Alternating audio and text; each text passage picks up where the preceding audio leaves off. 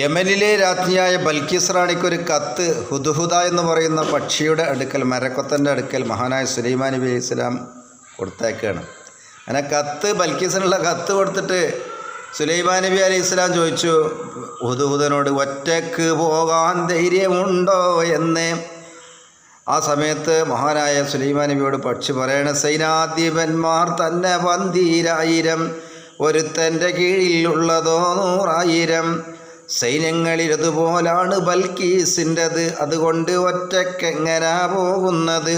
ആ സമയം ഹുദ്ഹുദ പറയണ്, സൈന്യം എനിക്കൊരു പ്രശ്നമേ അല്ലിന്ന്, അത് മുഴുവനും വെല്ലാൻ എനിക്കുണ്ടൊന്ന്. കത്തിൻ്റെ മുകളിൽ ഉണ്ട് ബിസ്മില്ലാഹി, അതുകൊണ്ട് ഞെട്ടും ഏവനും വല്ലാഹി.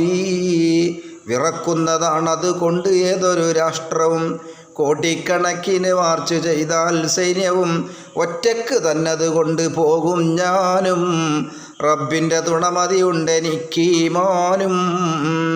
ഈ വാക്ക് കേട്ട് ഹുദ്ഹുദ പറഞ്ഞപ്പോഴാണ് സുലൈമാൻ നബി എന്ത് ചെയ്തു, അള്ളാഹു സുലൈമാൻ നബി അലൈഹി സ്വലാം ഇതിനോട് തന്നെ പറഞ്ഞപ്പോഴാണ്, ഉടൻ റബ്ബ് ശിരസിൽ അതിന് മകുടം ചാർത്തി, അതിലന്ന് മുതലാണേ സുഹൃത്തെ കീർത്തി.